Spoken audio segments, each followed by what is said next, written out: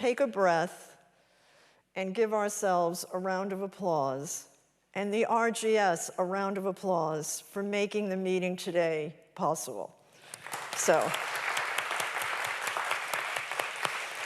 And I also feel we have to welcome what I know is a large Zoom audience at home. And as Dame Vera Lynn would have said, we'll be seeing you. We hope very, very soon. Now, there are some do's and don'ts, and they obviously apply only to the audience here today. And I should have these memorized. They're emblazoned in my increasingly shrinking memory. However, face coverings need to be worn always in the venue, except when we are speaking. We have a one-way system throughout the venue, so please follow signs to access the toilet facilities. Please remain in your seat throughout the meeting. During the Q&A, we are not able to have a handheld microphone, so if you will raise your hand and tell me your question, I will then repeat it for the benefit of the Zoom audience, and we'll try to handle it that way. And we're also going to try to give time to the Zoom audience in compensation for not being here. We have a little elf working magically in the background who will be taking those questions and, I hope, relaying them to me. And when the meeting finishes, please remain seated until you're called to exit by me, and then we will exit to the far right door of the theater. So, I think that takes care of the housekeeping. Now, one of the things we normally do in June is we thank our outgoing president, who really isn't an outgoing president, she's an incoming vice president. But Teresa Clausen is here today among the 30 of us so that we can thank her for the work that she did as president of KCWC. And I think there is supposed to be a beautiful photograph of Teresa on the screen right now. However, it is not there, but we will get it. There she is. So, I had been wondering how to thank Teresa, and I thought it was actually somewhat appropriate that the topic of today's book was about a shipwreck. Not that she is a shipwreck, but that she came to the helm of KCWC at a time when it's fair to say we had navigated some stormy seas, we had lost a few members who metaphorically drowned, never to return, and we needed a steady oarsman at the helm, guiding us through these turbulent times. And so Teresa came to the presidency at a time that I have to say was difficult. She's been very gracious, very steady, and we all owe her a huge debt of gratitude. Then, in terms of gifts, I always tell my husband that gift giving is like a traffic signal. There are 3 colors that you need to remember: red, burgundy, Ferragamo; green, turquoise, Tiffany; and amber, orange, Hermes. And fortunately, all of these are very nice, but at KCWC we have a long tradition of Hermes. So I would like to invite Teresa to come up to the stage, socially distanced, where I will leave her gift and allow her to accept our gratitude for everything that she's done for 2 years and continues to do for KCWC. So we'll leave this here. Teresa, up to you.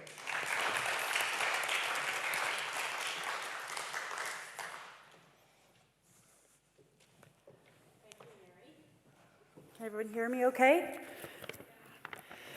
So, what can I say? Your kind words and your determination that you have had to give me this beautiful gift is so kind, and just goes to show you how determined Mary can be. So I appreciate your efforts so much. I'd like to take a moment to thank the board. We were all newbies when we started out on this trek, and we stuck together and put our heads down and worked hard, and we grew as a group, and I think we brought the club along to a nice, calm environment.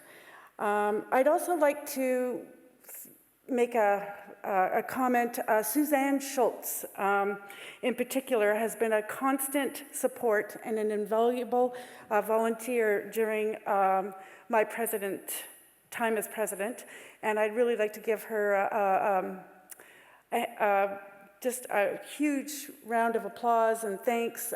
Suzanne, I don't know if you're on Zoom or not today, but your stability and relentless determination to right the ship along with us is something that won't be forgotten, and she's still working hard behind the scenes right now with Mary and the board as well.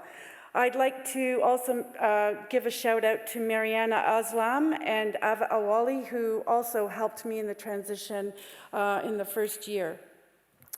So as Mary Narville takes over as in the role of president, KCWC could not be any luckier and get a better person than Mary. She's tireless in her efforts to keep the club moving during this pandemic. Mary served the club in her previous presidency during its heyday, and I have every confidence that she will be successful in bringing this club back to the fully vibrant, active club it was many years ago. So please give Mary all the support she needs going forward. I also have one more request. Just to remind everyone, this club is run by volunteers, and I'd ask you to please remember that we need new people on the board and as activity leaders to keep the club going and to inject new ideas and attract new members. So please do consider stepping up to participate in the club, because it's a great way to meet new people and develop long-lasting friendships. So thank you again, everyone. Best of luck. Stay healthy and stay well. And I'll hand it over to Mary and our amazing speaker. Thank you. So I should take this? Recently, Lord Spencer was interviewed on BBC Radio, and it was my pleasure to listen in, not least because I hope to poach an introduction, but also it gave me an introduction to the book, The White Ship, which I have finished and thoroughly enjoyed reading. That morning, the moderator mentioned, quote, "It was possibly inevitable that you would become an historian. You are the head of a family stretching back for generations, the owner of a stately home not yet built at the period of your latest book, a descendant of Earls, related to great generals, prime minister, and a potential saint, Father Ignatius Spencer, I think." So while all of that painted a picture of our guest, I knew there was one thing that that moderator didn't know about Lord Spencer, and that was that years ago, when we used to come as a group at his kind invitation to Altrip for the literary festival, we would arrive en masse, a group of very eager women, and we would be welcomed into the state dining room, and we would then proceed to the tents to listen to the authors speak. And we had one year a particularly eager attendee who, when we went to leave on the coach, we discovered was missing. And we had to make a mad dash back, only to find that she had hoped to stow away in the Queen Mary bedroom and spend the night at Altrip as an uninvited guest of Lord Spencer. So we can say that it was KCWC who spared him having to have another uninvited guest in his bedroom. So Lord Spencer describes himself as a popular, not an academic historian. As he said, "People watching is my version of history. I am trying to show a story of interest with people very similar to us." And he's also used to confident women. He has among his ancestors, Georgiana, Duchess of Devonshire, born of Spencer, the first Countess Spencer, and of course, his beloved sister, Diana, the late Diana, Princess of Wales. So he's not going to find us at KCWC what he calls the Thinking Women's Club. He's not going to find us at all daunting, as we are happy to welcome him back to the RGS podium with our sincere thanks. It's an honor to present Lord Spencer. Thanks for persevering as we were trying to make this possible against an impossible background, I suppose. And this story of the White Ship is one that is so far back. Mary and I were talking about this before the talk today. And you have to take yourselves back 500 years before the Mayflower. It's exactly as the people were getting off the Mayflower that 500 years before this tragedy happened. And it is the greatest tragedy in English maritime history and possibly in royal history. And I think I should start by saying why I found this story at all, because it is so obscure. It is 900 years ago next month that it happened. And it's because I come from a sort of last generation, I'm mid-50s, where everyone had compulsory history lessons here. And I always loved the White Ship. Nowadays, if you're teaching history in England, you have to dish up Hitler or Henry VIII, otherwise you're going to have an empty classroom. But I knew this was a good story, and it's thanks, actually, to a large group of American ladies 5 years ago. There's a very popular female historian in England called Alison Weir, and she has a sideline in looking after well-heeled Americans who want to learn a little bit more about the history of England. And she has themed tours of the country. And she very kindly, a while ago, wrote a very nice review about one of my earlier books. And there is apparently no such thing as a free good review. And one day I was at home at Aldtrip, and I got a call from her. And she said, "What are you doing tonight?" And I said, "Well, not a lot, actually."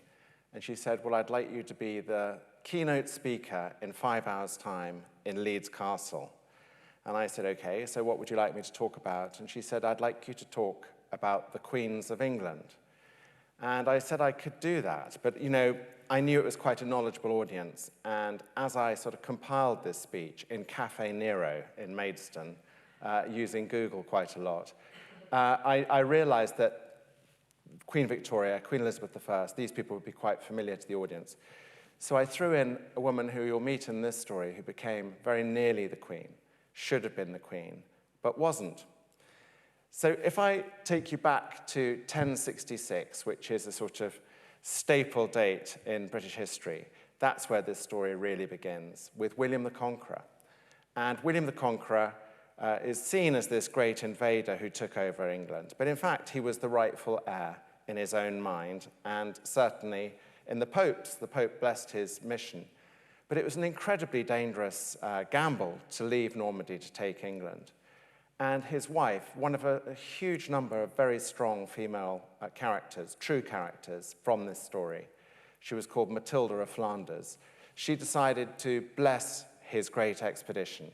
And she secretly had a boat constructed in Barfleur Harbour. Barfleur is quite near Cherbourg in North Normandy. And this was to be the flagship of the invasion fleet of 1066. And she called it the Mora, M-O-R-A, which was an anagram of amor, love in Latin. And William the Conqueror and his wife had this great love affair. Very unusual for this time for a powerful monarch such as the Duke of Normandy not to have mistresses, not to have illegitimate children. But he stuck to the marriage and had 9 or 10 children. We certainly know he had 4 sons. And these were a very disparate, sort of odd collection of young men. One, I'm afraid, gets ruled out quite early on. He's Richard. We know very little about him. He died in a hunting accident. He was squashed between his horse and a branch in the New Forest down in Hampshire. And handsome, popular, etc. And he's buried in Winchester Cathedral. But the other 3 are the 3 sort of mainstays of the early part of my story. And the eldest one was called Robert Curthose, and he was given the name Curthose. It was actually a cruel taunt of a nickname from his father, who never really liked him. And it meant short legs, basically, short breeches. And they were constantly at each other's throats, William the Conqueror and his eldest son. They resorted actually to civil war in the end. And it was a very tough time for Normandy and England. We think of William the Conqueror, if we think of him at all, as such a powerful man, but there were always threats to his power. And the greatest threat probably came from his son, Robert Curthose. And William the Conqueror, having been a sort of very svelte and vigorous warrior, got very bloated in old age. And because of his obesity, it was one of the reasons he approached death, actually. He was in a battle when the pommel on the front of his saddle ruptured his stomach, and he spent a fair old time dying. And as he died, the Norman barons got to him and the bishops, and they said, look, you have had your differences with your eldest son, but it would be much more helpful to us if you could let him succeed you. And William the Conqueror said that he would do that. He would allow Robert Curthose to take over Normandy. But in that he himself had won England rather than inheriting it, he would leave that to who he wanted, and he left it to a rather unpleasant, rough soldier of a son called William Rufus. Rufus because he had red hair and a red face. But William Rufus was given England, and the third surviving son, Henry, who's the real hero of my story in many ways, he was left nothing except money. And he said to his father, why can't I have titles and land like the others? And William the Conqueror, as he was dying, said, you will be greater than both the other two put together.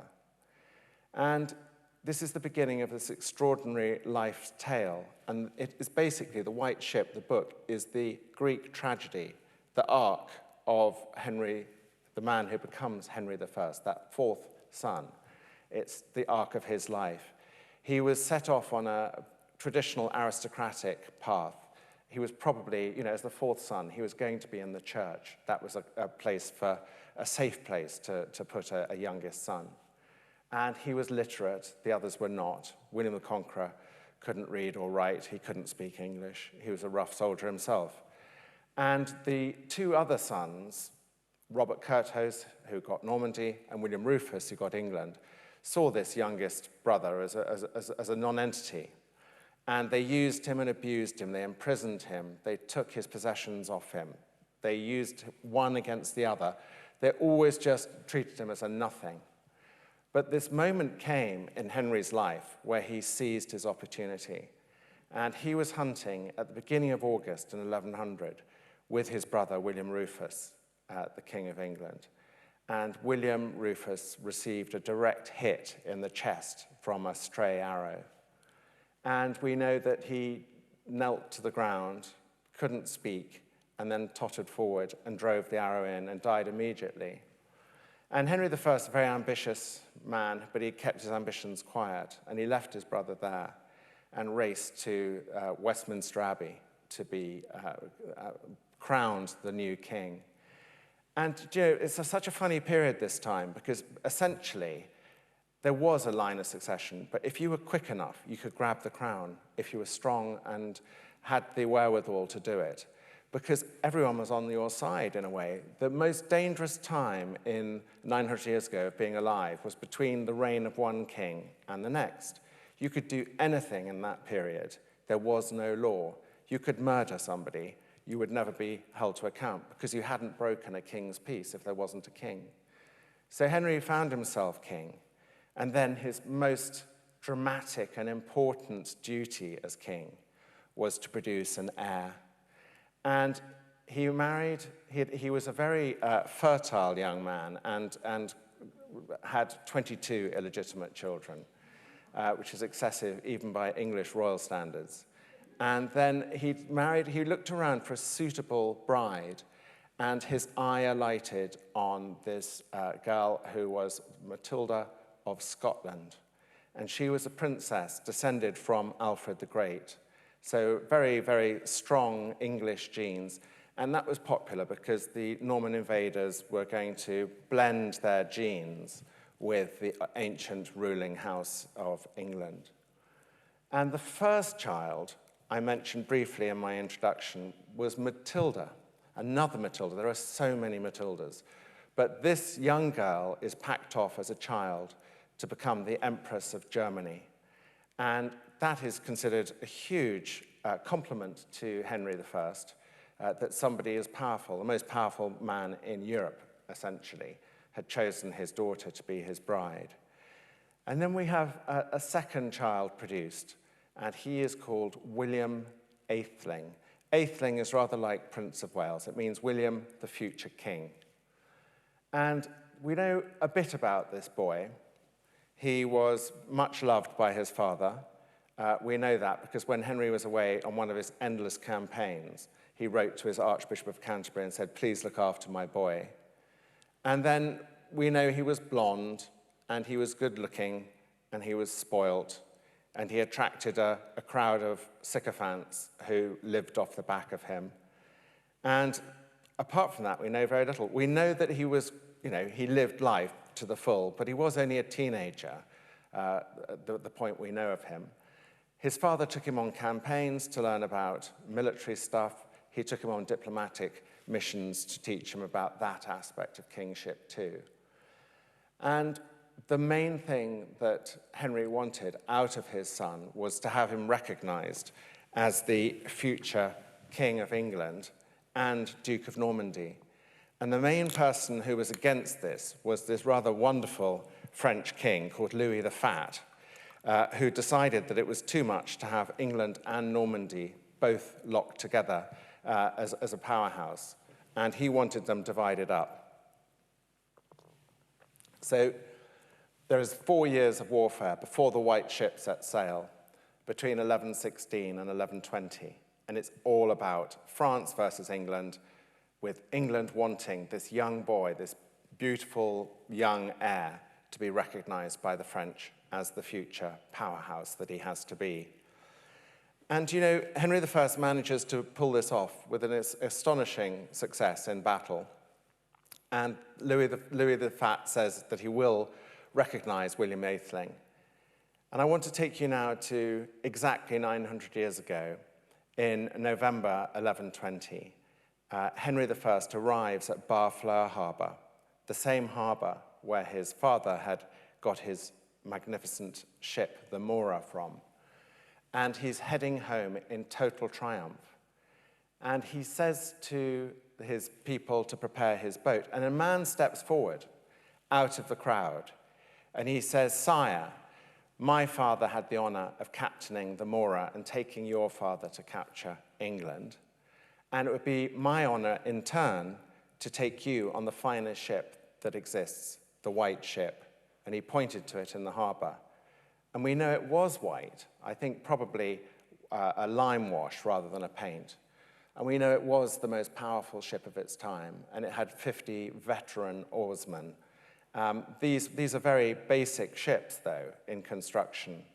They were made what's called clinker base, so it's one plank laid across the other and then pinned together. And they were really just a derivation of the Viking longships that had terrorized Europe centuries beforehand. Anyway, Henry I was not one to be flattered or impressed. And he said, "No, I've got my ship organized, but it would be fun for my son to go on your ship, and my other illegitimate children, several of them, my nephews, my nieces, 18 women of the rank of countess and above went on the white ship. The greatest landowners and powerhouses of English politics and the church went on it too." And Henry sets off early evening on the 25th of November, 1120, for England. And it's from Barfleur to Southampton with a good wind, which is what he had, was a 10 or 12-hour journey. And off he went from Barfleur. And at this stage, things started to go very wrong. William Atheling was flattered by the attention of the crew. The crew were thrilled to be taking this incredibly important young man across the channel. And William Atheling and his hearty friends got stuck into lots of alcohol, got very drunk, and then insisted that the crew join in the drink as well. And it got to such a pitch that when the monks came to bless the voyage, because you have to remember this is a very superstitious religious age, and basically people knew nothing about the sea except it was very beautiful and very dangerous. So if you had a voyage ahead of you, to make sure you weren't going to fall victim to the beasts that they thought lived below the waves, if you look at maps from this time, you'll see sea wolves, sea elephants, sea tigers, even sea goats lurking there to lure you to your death. If you wanted to avoid them, you've got the blessing of the church. Interestingly, because nearly all my sources for this book were monks, because they had the wherewithal, first of all, the literacy, and then the time to record these events. The monks recorded with horror that when their fellow monks came to bless the white ship before its voyage, they were chased away by drunken oafs from the royal party. And this was seen as a very poor moment of bad decisions. And they started to push off from the shore, lots of raucous noise on board. And then the cry went up that the rowers, the 50 oarsmen, must bend their backs because they wanted to beat the King Henry on his voyage back to England. And the helmsman was drunk, and I think that's the main reason that things went so wrong. He dropped the sail too soon, and I think he had no idea, the helmsman, I think he had lost his bearings because of a fuzzy brain. And they hit a rock that still is there off Barfleur, this large rock that's below the waves at high tide, called the Keyburf Rock. And then we have one eyewitness who survives this terrible tale, a man called Barreau the butcher. Because among the complement of passengers of 250, he was the most humble. He came from the city of Rouen, and he had got on the ship to pursue these aristocrats and members of the royal family for their debts. They owed him money for meat. And he saw it all and recorded it all. They hit the rock, and in fact, I think if they had stayed there, they would have been fine. But the boat started to rupture, and some people panicked and slipped into the water. And I mentioned already, it was late November, it was freezing cold. And you have to remember also that nobody could swim at this time. It was not a recreation. The water was a place of fear. And the only people who could swim did so for their profession, maybe people who retrieved lost fishing nets or something from a harbor. And they started to panic and scream. And the people in Barfleur Harbor, they were only about a nautical mile off the coast, heard the scream, but they just went home. They assumed that the party on the boat had just got a bit louder.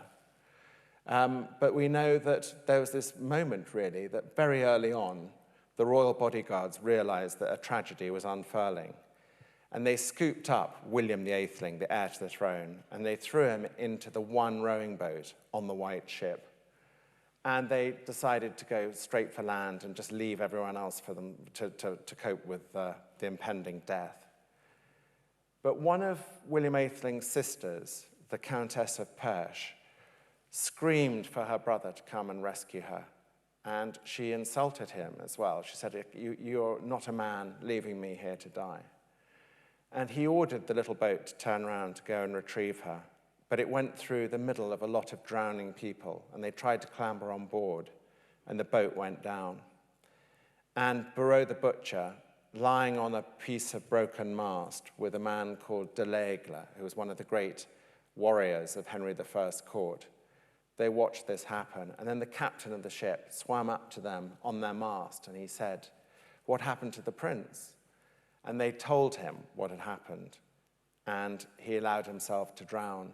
The captain just went below the waves and never reappeared because he knew that even if he had a chance of surviving, there was no point in surviving because the king would hold him responsible for the tragedy. And then everyone else died. It's quite clear from the account, that a lot of them just slipped under the waves, couldn't swim. There is a terrible thing called cold water shock as well, which many of you, I've certainly experienced. If you get into too cold a swimming pool or whatever, you go, and that is a very dangerous moment when you're in an ocean because you will take water in, and obviously the end is quite quick then. But most of the others would have died very quickly in the cold, and as I say, no one could swim. In the morning, the knight de l'Aigle, who had been rambling with hypothermia, eventually blessed the butcher and died. And Barreau the butcher was retrieved by 3 fishermen that morning, and he had this astonishing tale of disaster to share. But nobody wanted to tell the king. Henry I was a fierce and terrifying man. This was a man who, during his time, had brought order to England through great force and terror, really. He had established the Exchequer. The treasury in England is still called the Chancery Exchequer, and it goes back to Henry I's time, 900 years ago, where he had made all the powerful men in England, the sheriff in each county. he made them come to him twice a year and account for the money that he was owed as king. And it was called the Exchequer because it was a large table, and on it, it had the sort of pattern of a chessboard. And this was done, it was like a very early abacus or a computing process, really, because none of you will remember this, I'm sure, but we used to have a very complicated coinage with 12 shillings to the pound. Nothing decimal about it, no logic to it, all very tricky. And very hard to compute what you're owed when you've got all these very different sort of sets of figures. But Henry I had brought all of these men to heel by showing them the figures. So you'd start with a farthing, which was a quarter of a penny, and it would go across the board until you got into the thousands of pounds. And most of these sheriffs were illiterate and innumerate. So he had these large pieces of wood drawn up for them, and there were nicks put on one side showing what was missing in the pound section or the shilling section or whatever it was. And then it was made identical on the other side of the piece of wood and then split in two, and the sheriff was given it, and he had to bring that money back. It was essential. And Henry I also was very keen on the quality of the coins of England. He saw that as the basis for investment and trade. And he set a standard which is 93% silver, very high content of silver. And he made it very clear from the first year of his reign that if anyone, there were 60 people who had the license to mint coins around England, if any of them dared to mess around with the quality of his coins, he would treat it as treason. And we have a record of the king summoning some of the minters of coins to Windsor Castle in April of 1125.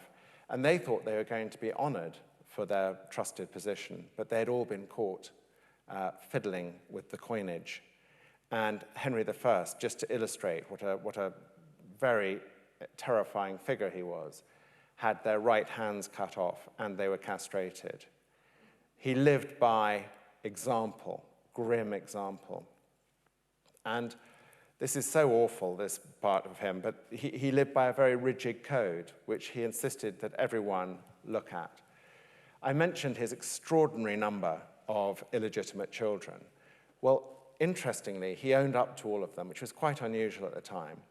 But he did so because he could use these children to his advantage, and he married them off around Europe, making advantageous alliances as he went. And he made one of his daughters, a girl called Joanna, marry an important count in France, and then insisted that when they had their children, they swapped them as hostages with another family. And Henry's daughter lost her temper with her boy hostage and had him blinded. Blinding was this terrible punishment that they did at this time because capital punishment was rare. And the father of the boy went to Henry I and said, look what's happened. He was outraged. Look what's happened to my son, and you know what has to happen. And unbelievably, this is the one part, I admire Henry for a lot, but this is inexplicable. He stuck to his code, and he ordered his two granddaughters to be blinded and have their noses cut off because they were the wrongful party. And you just think, unbelievable. That's where you lose touch with the 12th century because it's unimaginable that that could happen. I set this scene, not gratuitously, but imagine telling that man that his son and his other children and all his great men and women have drowned in this tragedy. And for 2 days, the court was in turmoil. First of all, they had all experienced loss. There wasn't a single family in the court that hadn't lost somebody on the White Ship. And they tried to cover up their tears because they didn't want to let on anything happen. And eventually, one of the king's nephews decided he had to be told. The king was saying, where are they? They can't be that delayed, you know. And eventually a little page boy was persuaded to go into the king's presence and tell him. And he blurted out the facts. He was so terrified. And the king heard it, and he bellowed, and he fell down screaming on the floor. And they say that for the 15 years after the White Ship, he never smiled again. Obviously, that's poetic license, but we do know that he didn't produce another male heir. It was impossible at this time for illegitimate children to succeed to the crown. And so he had already been widowed by this stage, Henry I, so he took a new wife, a young, beautiful wife. We have bizarrely a painting of her from 900 years ago. And she was known as the Fair Maid of Brabant. She came from what's modern-day Belgium, really. And for, breeding purposes, she was kept with the king the whole time on his travels, etc. But for some reason, Henry I was unable to have children with her. We know it's nothing to do with Adeliza, the young queen, because after the king's death, she remarried and had 6 children. So maybe the king was depressed or impotent, we don't know. But this presented a huge problem because his prime duty, as I've said, was to produce a male heir. He had done that, but the white ship had taken that heir away. So then he had the one daughter. The only legitimate other child was Matilda, the one who had gone to marry the Emperor of Germany. And the Emperor of Germany died of cancer. And so she came back as a very eligible widow. And after a few years, Henry realized he was not going to have any more legitimate children. So he made the barons and bishops in England and in Normandy acknowledge and swear allegiance to Matilda. And this they did, quite happily. But it's so interesting, the status of women at this time. I've looked, and I mentioned there were so many very powerful women in the White Ship story. And Matilda is perhaps the most impressive of all. You know, her husband, when he was alive, was the ruler of an enormous chunk of Europe, not just Germany, parts of Italy and Belgium, and a huge chunk. And when he was off fighting or on diplomatic missions, Matilda ruled as regent. She took his place. She oversaw law courts, and everyone respected her. She was known as the good Empress, Matilda. But she came back to an England and a Normandy that couldn't cope with the concept of a woman being queen. The word queen comes from an Anglo-Saxon word, quen, which doesn't mean the ruler. It just means the wife of the king. And that was the mentality they were stuck with. So the fact that everyone swore in front of the terrifying king that they would obey his diktat and have his daughter succeed him proved to be irrelevant when Henry I died. He went on a hunting expedition in France, and he always ate and drank very simply, but he'd been having a good time with his friends, and they indulged in this, I have to say, quite disgusting-looking food called lamprey. It's a sort of toothless eel, which was popular at this time because quite a lot of days of the year you weren't allowed to eat meat, and it was a fish. But it tasted meaty, so it was quite popular, but very rich. And they used to laden it with spices and sauces. And he is known to have died from eating too many lampreys, a rather inauspicious end for such a titan of the early 12th century. And at this stage, I tried to, when I was telling the publishers what this book was, I said it is Game of Thrones meets Titanic. But I said there is an element of sliding doors, too. There was one man who got off the White Ship before it set sail. He was apparently feeling unwell, but it's quite possible he took a look at what state the crew were in and decided it wasn't a very good voyage to be on. And he is called Stephen of Blois, and he is a grandson of William the Conqueror and a nephew of Henry I. And when he heard of his uncle Henry I's death, he sprinted across the channel and seized the throne. And interestingly, the huge majority of people in England and Normandy, well, mainly in England, fell in behind him because, again, he'd filled a void. There was a king. He was popular. He wasn't very bright. He was a good soldier, and people liked him. And he had a natural way, a sort of common touch, which went a long way as well. But he wasn't meant to be king. In fact, when the oaths had been taken to swear allegiance to Matilda becoming queen, he had insisted on being first in line both times. So he reneged on this. And it resulted in 19 years of really bloody civil war. And it was such a terrible time that the monk historians who write about it said that God had given up on England and the country was basically flooded with blood. It was a terrible time, and it became known as the Anarchy. And it was exactly what Henry I had been terrified of leaving behind him. So Matilda turns out to be a very able leader and a very brave person, but she couldn't overcome the prejudice against her gender. It's very interesting. When I read all these chroniclers, they all have a go at her for being somehow arrogant or high-handed. There's not a single one of them who says that about the previous kings, because that was expected. But in a woman, a business-like woman who knew how to rule, this was totally unacceptable. And the people of London turned against her. She was about to be crowned. And another very important woman comes into the frame, and it's Stephen's wife, who leads an army into the south side of the Thames and manages to upend Matilda before she can be queen. I mentioned her bravery. You know, she was then about to be captured. She was making a last stand at Oxford Castle in the middle of December one year, and the ground was covered in ice and snow. And she told her two most loyal knights that they had to make a break for it.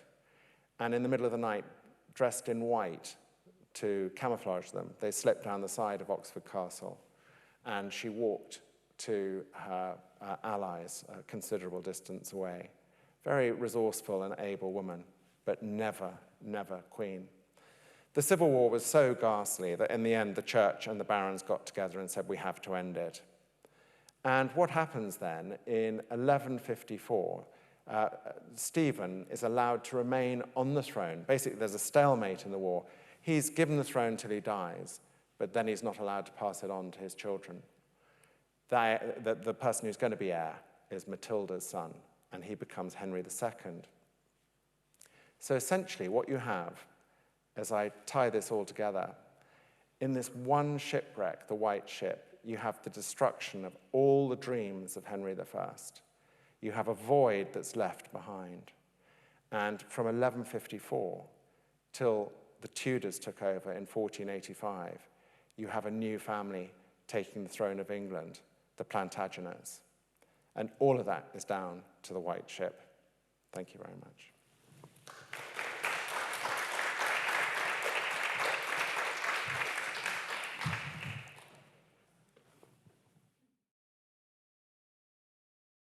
First, I have to say that this would never have happened in my family because neither of my brothers would ever have returned to save me had I been on that ship. One cannot swim, and the other one would never have had the inclination to return. So that was my first comment. But I did think that it was such a beautiful description in the book of by Henry of Huntingdon, that the designated ruler of England and Normandy, the apple of his father's eye, vanished in the dark of the nighttime sea, never to be seen again. The head which should have worn a crown of gold was suddenly dashed against the rocks. Instead of wearing embroidered robes, he floated naked in the waves, and instead of ascending a lofty throne, he found his grave in the bellies of fishes at the bottom of the sea. It's interesting, you see, because that's a quote from one of the great chroniclers of the time.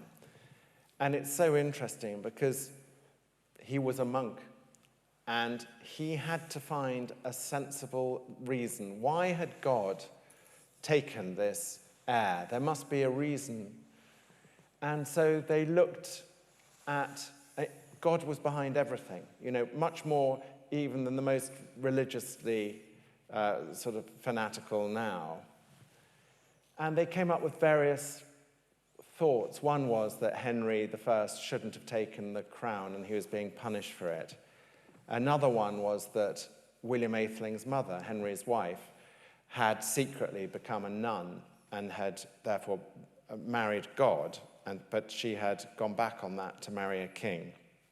And the third was they then started to write really unpleasant things about William Atheling, because presumably he was a sinner or an appalling person. That's why he was killed. And it's very difficult when you're researching this period to strip away what really happened from the prejudice of the monks writing about it and seeing everything through God's eyes. Now, I hope you won't mind if I use some of the questions from the Zoom audience, but one asked, in your opinion, Lord Spencer, was it really an accident when Henry I shot his older brother, William II, in the head with an arrow? Well, there is a possibility. I mean, in law, there's that sort of thing which is, cui bono, who's going to benefit from the crime? It is a distinct possibility that Henry shot his own brother. And I find it very interesting that straight after the White Ship, Henry builds this massive abbey in Reading, to the west of London. There's just ruins there now. But he spent £500 million building it. And he dedicates it to his brother and his dead son from the White Ship. And I just wonder if that's guilt, that he wants to somehow make up to his brother, having murdered him. Difficult one to make up. But a sort of a feeling of huge guilt that he was involved. It's just so odd, first of all, that it was a direct hit through the heart. I mean, rather than just getting hit in the leg or the arm or something, it was a direct hit. And Henry was a brilliant shot. The man who took the blame for it wasn't in that part of the wood. And he always swore that he actually hadn't done it. And even on his deathbed, and I go back to the religious aspect, on your deathbed, you told the truth because you thought you were about to be judged once you were dead. And he swore it wasn't him. So it does slightly leave Henry as a lead sort of suspect, I think. And speaking of that, it was interesting in the book that you talk about the origin of the Trappist monks. Oh, yes. I often think that I wish the board members would take a vow of silence, actually. So I was fascinated by that the Trappist monks came from a nunnery or an abbey that was founded as a result of a death in the White Ship. Yes. So the sister who he couldn't save, and he tried to save, left behind a widower. And he wanted to have a little oratory, a place of worship for his children to go to remember their mother. And it was a small religious foundation at a place called La Trappe. And then it became the central house for the Trappist monks. I think there's 165 monasteries devoted to the Trappist order around the world now. And that came from the White Ship. And actually, since I wrote the book, I found out St. Bart's Hospital in London is it's the oldest hospital still in use on the original site. And that was built because of the White Ship. So you can imagine that the whole court went into mourning. And the one person who's redundant in this situation is the court jester. And he was a man called Raha.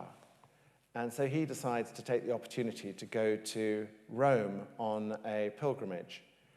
And while he's there, Rome at that time was filthy, dirty, and swampland, and people got very ill. He contracted malaria. And while he was in delirium, he had a vision of a place in London where a winged beast told him he had to build a religious house there. And it's where St. Bartholomew's Hospital is now. And it's extraordinary. If you go to the church there, Raha's body is there. But the impact of this one shipwreck, and shipwrecks were very common at this time, I hasten to add, but not always fatal. But the fate of this one, you still see, you can go to the City of London and see that hospital today, and it was built because of the White Ship. Are there questions in this audience? Yes. So I'm interested in I was trying to visualize in different circumstances when you say, so-and-so died and then he ran to claim the crown. How exactly does that work? It's a very good question. And how do they know for sure that the king is dead? Because he's off in a forest somewhere, shot in the heart. So how does that actually work when you go and say, okay, I'm king? And who then says, you're right? Okay, so the question is, what is the process by which, on hearing of the death of a king, the heir can then run and try to seize the crown? It's such a good question, actually. So what happened, so I can give you two examples, because there isn't a set procedure. When William it's an astonishing fact that a king at this time was so powerful, but as soon as they were dead, they were nothing. It's extraordinary. There was no respect for the body. So when William the Conqueror died, he took a long time to die in a hospice in Normandy. When he eventually died, all the barons literally ran from the room to go and protect their assets. And the servants fell on his body and just took all the jewelry and just helped themselves. No respect at all. And then when they were burying William the Conqueror, I mentioned he had been this young, vigorous warrior, but by this stage, really not. And the stone sarcophagus that he was going to be put into was the wrong size. And there's this appalling scene at his funeral where they're trying to tuck him in, and he bursts open. And everyone leaves and thinks, so I'm just trying to give you a picture of when they're gone, they're gone. And with William Rufus, his brother left him on the ground, and he was slung into a cart and buried in a sort of humble way. With both of them, so with William the Conqueror, when he gave his second son, England, he gave him a letter for the Archbishop of Canterbury. So that was a peaceful one. With Henry, it was brute force. So he rode, first of all, so I don't know, anyway, the New Forest is down in the very south of England, a bit north of the Isle of Wight, really. And he rode from there to Winchester. Winchester was the second most important city at the time because it had the treasury in it. And he stormed up to the treasury, and one of his knights said, you can't. You know, it's your brother's throne now, elder brother, Robert Curthose. And he just pushed him aside and just grabbed it. And then he rode on, and basically within 48 hours of his brother's death, he managed to find a bishop to crown him. And the act of coronation in this religious time was seen to take you from being a normal human being to being semi-divine. So once you had persuaded the bishop to do it in Westminster Abbey, that was crucial. With the sort of approval of a bunch of important men, then you couldn't be toppled. I mean, you could be killed in battle or something, but you were king. And so Stephen turned up, and he was very popular in London. When he came over, he had made lots of donations to people beforehand. He came from Flanders, which is sort of Belgium now, and there was a huge trade benefit between London and Flanders, and they thought, this is going to be great. He controls that. He can be king. It's going to help our business interests. So you had to persuade powerful enough men to side with you and get the Archbishop to crown you in Westminster Abbey, and then you were in. Another question from this audience? Okay, then I will ask, do you think you might go on to write a book about Henry I's legitimate daughter Matilda someday? Might it be a really good way to draw female readers? There is a fantastic book, which I used as secondary research, on her and on all of the all the queens of England up until Elizabeth. So the ones who weren't taken seriously, I'm afraid to say, you know, and what they did and how they approached the gender bias and all that. And it's called She-Wolves by a writer called Helen Castor, but it's brilliant. So no, she's done better than I would ever do. But I do draw out in the book there's a girl in it, or becomes a woman obviously, called Adela of Blois, and she's the youngest child of William the Conqueror. And her husband is an utter fool and a coward, and he goes off on the First Crusade and disgraces himself by running away. Meanwhile, she runs Blois, which is a large chunk of France, with extraordinary brilliance, and is recognized to be a far greater ruler than her hopeless husband. So, but interestingly, I found these poems which glorify her, and they all come up against this stumbling block. You know, she is fantastic, but she could never lead us into battle. And I think this is one of the problems they had. There were so many battles at this time. How could you have a monarch, a female one, couldn't take you into battle? It was just, I'm not saying she couldn't, but in their minds it was just impossible to think of a woman leading men into battle. It just was not part of their mindset. Do you have an idea for our next book? I've written it, actually, but I don't want to be mysterious, but I can't talk about it because the publisher says so, but it is set in the 20th century. I've dotted around a bit, because my last four were all in the 17th century on the English Civil War, and then this goes back to the 12th, and then I thought, I'm as you kindly said, I'm not an academic historian. I mean, I get the dates right, and I get the facts right, but I try and make the story really interesting, because I'm writing for somebody who picks up 2 history books a year, maybe, or non-fiction, and they don't want to be beaten over the head with dry, dusty facts. They want to be informed and entertained and a tiny bit educated, but it's more about, I'm trying to bring back these great events and great people from the past and give them life. And this one's not from the past, really. It's from 40-odd years ago.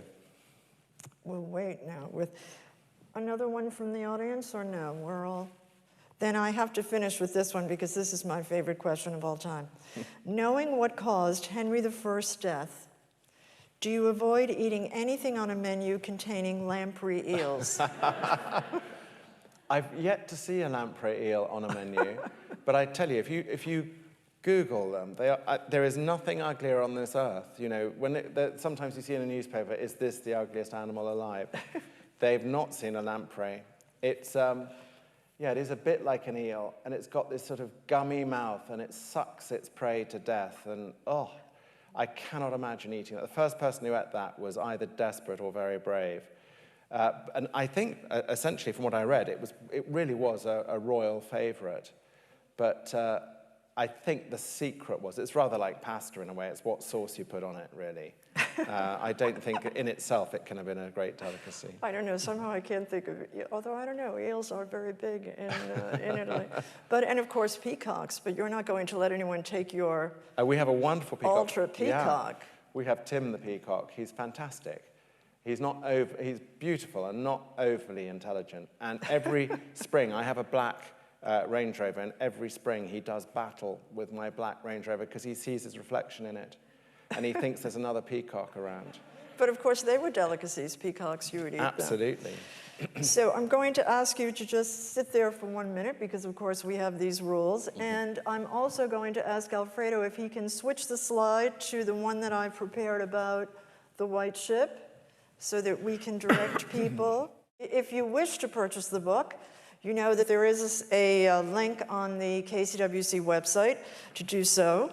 And I've read it. I can tell you it's a very good book. And really, from the very first page, in the description of the sinking of the ship, it's wonderful. So just the usual housekeeping about a few announcements that Art History continues its lectures on Raphael, or Raffaello, as we should be saying, in commemoration of the 500th anniversary of the death of Raphael. These lectures are at the East India Club. They are in-person lectures, and I've heard from several who've attended how wonderful they are. Foodies, October 21st and November 12th, has events on the website. Glorious Gardens, if you've registered for the Fulham Palace Gardens tour, please pay for your reservation now. And Italian Conversation, Zoom every mercoledì, Wednesday. There will be the Italian Conversation group. And then we hope to meet here again Thursday, the 5th of November, to welcome another speaker who was sadly a victim of cancellation last year with COVID, Kate Stevens of Smart Works, who we hope we will welcome from the podium here, but perhaps it will be via Zoom. And then another author in December, when we have Francesca Cartier-Brickell zooming in from her inherited home in France, where she will be talking about her family history, the Cartiers, She is a descendant of the branch of the Cartier family that founded the jewelry dynasty in the UK. And she's a wonderful speaker. It's a very good book. And I hope that you will join us on Friday, December 4th for that. So, in the meantime, all that remains for me to say is to thank Lord Spencer, to thank all of you for braving the germs that are about, and thank you above all to the Royal Geographic Society for making this possible today. This has been a major accomplishment, and I am extremely grateful to everyone who came, in particular Lord Spencer. So thank you all very much. Until next month.